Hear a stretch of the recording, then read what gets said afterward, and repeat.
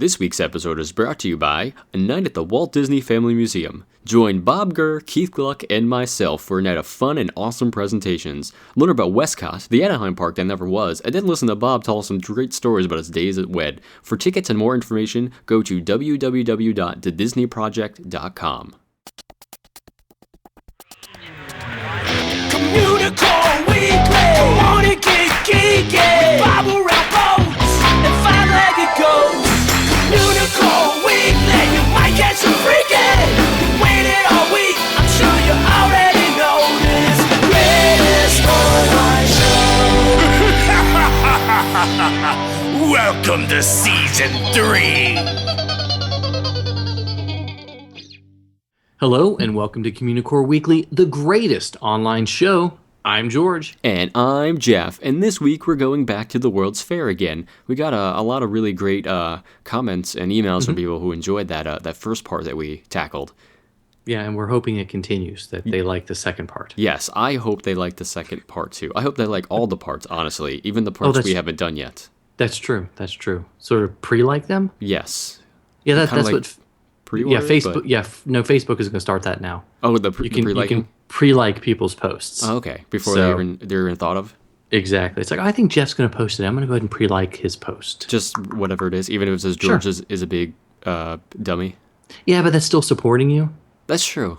That's important. It's really nice that you're supporting me making fun of you. Of course. That's what we do here at Communicore Weekly. That's what friends are for. Supporting each other when we're making fun of each other. It can only get worse. It's the 50th anniversary of the 64 World's Fair and the 49th anniversary of the 1965 part.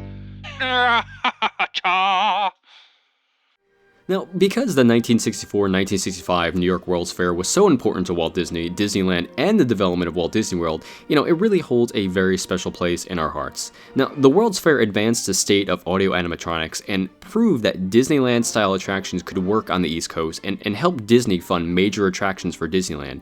Now, we all know that It's a Small World, Great Moments with Mr. Lincoln, the Carousel of Progress, and the Grand Canyon Primeval World diorama of the Disneyland Railroad were all thanks to the fair. So thanks, fair. It's a big shout out to the fair. It is a huge shout out to the fair. Okay, so as we mentioned before, this is the 50th anniversary of the 1964 fair. So we wanted to take some time during season 3 of Communicore Weekly, the greatest online show, to investigate the fair's history and its long-running influence. The 64 fair, not 60 fair, that's how we'll change the name. It really rings fondly in most people's minds. Like the 1939-1940 New York World's Fair, there's a lot of nostalgia for the forward-thinking fair, but it wasn't always like that. And if you check out the fantastic book Tomorrowland by Joseph Torella, you get some amazing insight into the creation of the fair by the master builder, Robert Moses. Now, Robert Moses, he worked on the planning for the 1939-1940 World's Fair as the New York Parks Commissioner. And the 1939 fair was held at Flushing Meadows, the same location that the 1964-65 World's Fair was held, and it would influence the 64 fair in a lot of ways. And although the Chicago Fair in 1933 was the first fair to last 2 seasons, and it was held over for that second season because it was so popular, the 1939-1940 New York World's Fair was the first expo that was semi-planned, actually, for 2 seasons. And this would be important to Moses and would not only influence the 1964-65 World's Fair, but also cause issues for Moses and the BIE, or the Bureau of International Expositions, that was the organization that sanctioned the fairs. So the BIE was set up in 1928 with the following goals: to oversee the calendar, the bidding, the selection, and the organization of world expositions, and to establish a regulatory framework under which expo organizers and participants may work together under the best conditions. And that just sounds so nice. And as a side note, the United States was a member of the BIE until 2001 because Congress had not paid membership dues in over 2 years. And even another side note, we got a lot of sides here, at the time of the New York World's Fair, the U.S. was planning on joining, but it had not. So the regulations from the BIE would cause some problems for the World's Fair and for Moses in particular. Now, we should probably step back and talk about the origin of the 64-65 fair. Now, real estate lawyer Robert Koppel, he remarked that the idea of something that would unite the people of the world occurred to him one evening at dinner with his wife and his two daughters back in 1958. And he said that his two daughters talked about how the world was kind of filled with hate around that time, and Koppel, he wanted to share with them and the people of New York that people around the world were basically the same. So Koppel met with the associates at the New York University Club and convinced them that a World's Fair was kind of needed to educate the children. And many of Koppel's well-connected friends had fond remembrances of the 3940 World's Fair, which was barely 20 years in the past, so it wasn't all that long ago. Yeah, and Koppel created a World's Fair nonprofit corporation to land the fair, so to speak. And according to the BIE's bylaws, a country could only host a fair once every 10 years, and the exhibits had to be spaced apart. Seattle, Washington was petitioning the BIE for the 1962 Century 21 Exposition. And Walt Disney had sent many Imagineers to Seattle during the fair to check out different things. Also, Toronto, Vienna, Moscow, LA, and Washington, D.C. wanted to hold exhibitions in the mid-60s. So clearly the group had its work cut out for it. And back in the 1930s, Moses offered the Flushing Meadows area as a site for the fair. And he had designs on creating a larger and more popular park than Central Park. And when Moses was asked about the potential for another fair, his thoughts turned toward Flushing Meadows again with the hopes of finally finishing the park with the World's Fair buildings. Now, Moses agreed to rent the Flushing Meadows Park to the nonprofit for $1 per year. And shortly after Moses' involvement with the nonprofit corporation, he would be asked to head it. And it was that point that Koppel realized that he'd been outed. Moses was in and Koppel was out. So Moses, at that point, he dedicated everything to the fair. He actually flew to Paris to speak with the BIE, but not before doing some homework on them. He actually had lawyers look over the BIE's treaty. And oddly enough, at the time, the U.S. wasn't part of the European-led BIE treaty. And Moses found that he could continue with his free enterprise exposition. But back in the 1930s, Governor Whalen, who was the president of the 3940 Fair Corporation, he actually promised the BIE that he would fulfill many of the requirements, but not the one that limited them to a 6-month run. But he disregarded the treaty during the fair itself. And Moses, who was pretty much the same way, he didn't want anyone telling him what to do and what not to do, so he was going to do whatever he wanted to do. Which is pretty much how he ran the Parks Commission. Yeah, absolutely. Inventing or creating all those highways. So, okay. Well, in addition to flouting several of the BIE rules, Moses also chose to charge foreign countries rent while allowing the U.S. pavilion and attending states to not pay rent. And officially, the BIE boycotted the New York Fair and they ended up sanctioning the Seattle Fair. Many of the European nations sided with the BIE so as not to jeopardize their potential fair sites in the future. Moses then spent time persuading many African, Asian, and South American countries to host pavilions, and many of these countries would be exhibiting at a World's Fair for the very first time. Now, Moses also took advantage of the golden era, so to speak, of advancement and innovation that American businesses were experiencing to help fund the pavilions. Now, major American companies were thrilled to show off their latest inventions and innovations in order to market and profit and promote themselves. So that pavilion sponsored by Ford, GM, IBM, and others, they would really be the hallmarks of the fair and probably be the most popular pavilions at the fair. But that will be the subject for a future World's Fair segment. Ooh, that was almost a cliffhanger. It is a cliffhanger. If we had said, maybe somebody had been stabbed in the back, and then... Well, yeah, I guess Koppel had been stabbed in the back, and other people had been stabbed in the back. Maybe somebody else was stabbed in the back. Yeah, we need to have a dun-dun-dun. Figuratively, though, guys, not literally. That's just mean. He's a nerd, he's a geek, but we all like to hear him speak. So listen up to the words from his speech. It's George's Book of the Week. Designing Disney, Imagineering and the Art of Show by John Hench. So this review is on the first edition of the book that was released in 2003 with the white and purple cover, not the 2009 with the orange cover. I'm colorblind, so they both look the same. So it wouldn't matter, yes. Yeah. They're really, really similar. There were some changes made editorially after Hench's passing, but I won't get into that now. Okay, so this book is divided into 4 main areas. The titles are The Art of Show, The Art of Visual Storytelling, The Art of Character, and The Art of Color. And Hench really does an amazing job of breaking down these areas by providing concrete examples through artwork, concept art, photographs, stories, and a lot of personal recollections. One of the, and I use the word amazing a lot, but one of the amazing concept art shots is the proposed Mickey Mouse Hotel. And Hench briefly discusses using the forms and symbols that are immediately recognizable, to us, the three circles. Of course, the Mickey Mouse Hotel was never built, but the original idea was for it to be on the monorail line between the Grand Floridian and the Magic Kingdom. And Hench was also one of the concept artists for the Enchanted Tiki Room at Disneyland. And you can see from the pictures in the book that he was very much into color and the moods and feelings associated with color. He would use color to help set the scene and invite guests further into the attraction or simply to set a mood. And Hench refers to the concept art as enhanced reality.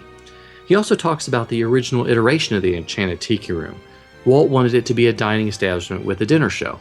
And once they started planning and designing, they realized that it would limit the audience capacity way too much. So Hench added the center fountain and created a theater in the round. And of course, the rest is history.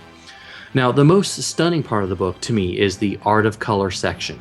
And actually, I think it's one of the most interesting and eye-opening parts of the book. Not only does Hench discuss the different properties of color as they would appear in the different theme park locales, but he tackles how the same color will have drastically different effects depending on the sunlight. Disneyland Paris, he mentions, has a colder sun, while Walt Disney World has a much brighter sun. Therefore, the color palette has to be very carefully chosen. So, in planning the Polynesian Hotel, they wanted to make sure that all of the details and the warmth were accessible in the day or the evening. And when I was started thinking about this book review, I really wanted to start with the following quote. This is directly from Hench's book. When I am asked, what is your greatest achievement, I answer, Disneyland is our greatest achievement. Disneyland was first and set the pattern for others to follow. Disneyland has been an example for many enterprises in the entertainment industry, and its design principles have been embraced by other industries as well. The concept of themed environments, places designed so that every element contributes to telling a story, was developed and popularized by Walt Disney. Its influence has been extraordinarily widespread and can be seen today in many aspects of our daily experience, in shops and shopping malls, hotels, restaurants, museums, airports, offices, even people's homes. So after reading that quote, then I started flipping through the book itself and realized that there was simply too much inside the pages to leave it with just that quote. I really hope to whet your appetite with the minor parts of the work that I talked about. It's not a full review. It's just, I like to think of it as just one friend telling another friend, or a lot of friends, about an incredible read. And I urge you to get a copy of this book. You will never look at Disney the same way after devouring it or reading it, really, or devouring is a better term. And this book is called Designing Disney Imagineering and the Art of the Show by John Hench. What we liked, what we didn't like, Yays and the Booze, 60-second review. Okay, so Disney has just released the Diamond Edition of The Jungle Book on Blu-ray, and we got our hands on our review copies and watched them this weekend, and I have to admit, I thought it looked really, really good. The transfer was well done, and it sounded great. I agree. I thought it was kind of funny. When we looked at Sword in the Stone a little while ago, that movie came out 7-8 years before The Jungle Book, and the transfer on it just looked horrific. It just did not look well. But this film came out in 1967, and I was really impressed by the Blu-ray transfer. I thought it looked wonderful. The colors popped in all the right places. The jungle looked lush and green, and I don't know. I really thought the "Wanna Be Like You" sequence with King Louis. To me, that looked the best. Yeah, that looked really good. Maybe that's just because it's my favorite part of the movie. I don't know. But when you mentioned the backgrounds, I was like, yeah, it really was lush, but it also the background was a character. Yes, with absolutely. the flora and the fauna, the mist floating around. The tall grasses and everything like that, it really jumped and it really moved. And just like we mentioned, it sounded great because you've got all those great songs, many of which penned by the Sherman Brothers, which was absolutely spectacular. I always forget that the Bare Necessities was not actually penned by the Sherman Brothers. Yeah, when something you learn in one of the behind-the-scenes featurettes, which we'll talk about in a second, another composer, and I'm kicking myself for not knowing his name. I think Gary Tice, but that might be wrong. He had written a whole score of songs, and Walt was like, "Oh, these are too dark. I don't want to use them," and brought in the Sherman Brothers. And the only one they kept, of course, was the "Want to Be Like You," which I enjoy that song. which is still a great song in and of itself. So, but as I mentioned, there are extras. Yeah. There are bonuses, and I they're was good. surprised, considering the last couple we looked at. It was like the bare minimum of effort they put into it. But this one, they actually had a bunch of really cool stuff on it. I thought, at least. Yeah. They also had all the stuff from the original DVD, which was good that they included that. That was still standard definition, which I'm okay with. Yeah. But the first new feature they had was it was a feature with Diane Disney Miller, Richard Sherman, and Floyd Norman, and they were all at the Walt Disney Film Museum talking about the film. And it was really interesting to hear their insights into it. Sure. I mean, because they talk, of course, about the film, making the music, and then Floyd jumped in talking about how the animation was done and the story, how Walt jumped back in, with the last films after his disappointment with the Sword and the Stone, not the Sword and the Stone. Yeah, Sword and the Stone. Yeah. After he was disappointed with how that turned out, so he decided to jump back in with the Jungle Book, and then, of course, you get some of Diane's fonder memories of her father and his thoughts with it. Yeah, and it's interesting because this is really the last Walt Disney animated feature that he produced. He had his hands all over, and you can kind of tell his fingerprints are on it, and the difference after he passed away. So it was really cool to get their insights into it. They also had that alternate ending that was just quote unquote recently discovered. And I thought it was a chore to sit through because I thought it was horrific. I thought it was not good. Did you watch that part? Did you enjoy that? Yeah. I watched the whole thing, and it took it in a completely different direction. And then if you go back into the previous Blu-rays, the DVD special editions, you find out that was one of the original stories that Bill Peet had done before he was let go of the project and actually left Disney. He took a bunch of the photostats home with him, of the storyboards, and they were lost until they found him in his personal collection. So it was a much darker film when Bill Peet was in charge of it. Yeah, that ending was pretty dark, and I did not like it at all. Yeah, which is supposed to follow closer to the book. And it was a weird, Mowgli living with a family and then occasionally going back to the jungle. Yeah, it just didn't seem right with the rest of the tone of the film. Yeah. It was kind of odd. It padded out an extra 20 minutes, it would have been or so. Yeah, it would have been much, much longer. Yeah. But we also had that great segment, the at Disney Animation segment, like we had in the previous release where they talked about with The Little Mermaid with women animators. And this one was about the Spark annual conferences that they do, where basically anybody in the animation studio that has an idea can present it at the Spark conference, and it could lead to developments in animation. Yeah. Like the Great Short Paper Man, that style of animation was brought out, and they talk a little bit about some of the new animation they did for Frozen. Yeah, it was cool. Actually, the thing that they were showing, the wand to make the snow and everything, they actually had that on display at D23 for people to play with. So when I saw it on the feature, like, hey, I remember playing with that thing. That's kind of cool. That's pretty awesome. My favorite feature by far, though, was the look at everyone's favorite full-day park, the Animal Kingdom. And even though the two kids from Dog with a Blog were hosting it, I still learned some things from it. I enjoyed it. I know you watched it and you texted me and you said this makes me want to visit the park even less now. But I thought there were some cool things in it. I enjoyed it a lot. It fit with the message of the Jungle Book, animal conservation and everything. And sure. I enjoyed it. I thought it was good stuff. Yeah, there was just no reason to have the two characters from Dog with a Blog there. I mean, no, it was absolutely just like, not. Who's our hottest teen stars of the day? Let's put them at the Animal Kingdom and do something. It's that corporate synergy. But yeah, it was fun. I have to say, when the one kid was in the lion thing, or the tiger den, and they're like, oh, when are they going to release the tigers? And I'm like, please do it when he's still in there. That would make for such an interesting special feature on this disc. It would have been fantastic. But it was fun to see that. And it was cool. I did learn a lot from it, too. Yeah, I like it when they bring, even though we know it's an advertisement, I like it when they try to tie the parks or something with the theme parks into the Blu-ray release. You can advertise Animal Kingdom to me anytime you want, Disney. Keep bringing it. I don't mind. I was trying to come up with something like it was a half of a normal length. No, bonus but it was feature, like but 25 minutes. It was pretty long. It was. And pretty there was long. some humor in it. It's just that little girl was just driving me nuts. I was like, I can't stand her voice. It's the Disney Channel happiness mentality. I think legitimately she was excited, but I mean, it was that Disney Channel vibe to it. I can't stand that stuff now. But overall, I mean, to get back kind of on topic, the disc is great. I think it looks great. I think it's definitely worth the money to purchase it. It sounds great, and it's got karaoke too. Yes, how can I forget karaoke? I forgot about that. We get the karaoke, so we think this is another purchase. Even if you've already got it on DVD, this is actually worth upgrading to the Blu-ray for the sound and the picture alone. Absolutely, so. absolutely. So yeah, go pick it up. Sometimes you might see it, sometimes you don't. Hey, look, what's that? It's a five-legged goat. Do you want to check out some of the original attractions from the 1964-65 World's Fair? Sure, you can. You do? Yeah. Well, I mean, I thought we were supposed to add that in. It was kind of like a rhetorical question, but I mean, it worked that you answered anyway. Anyway, Okay.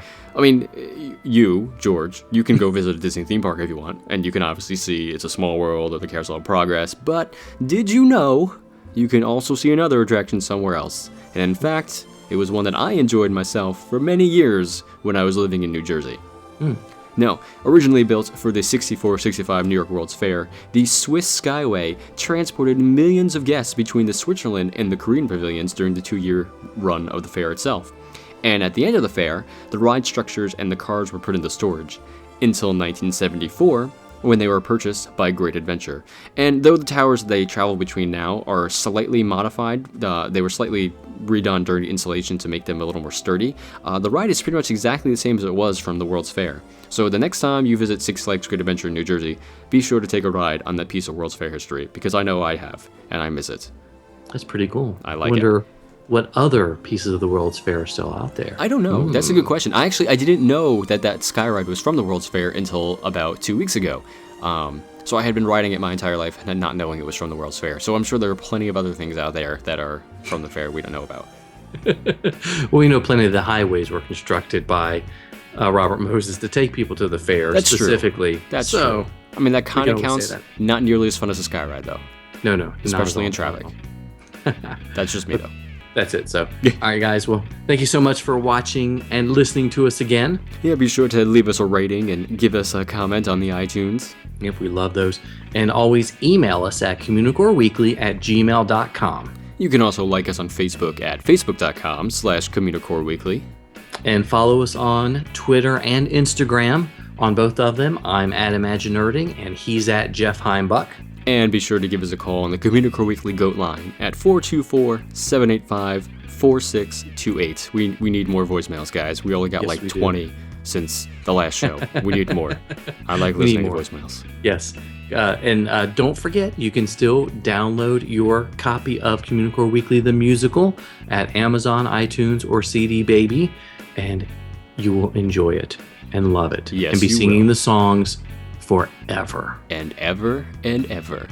And ever. So, well, for Jeff Heimbuck, I'm George Taylor. And for George Taylor, I'm Jeff Heimbuck. Thanks so much for listening, guys and gals. We'll see you next time on Communicore Weekly, the greatest online show.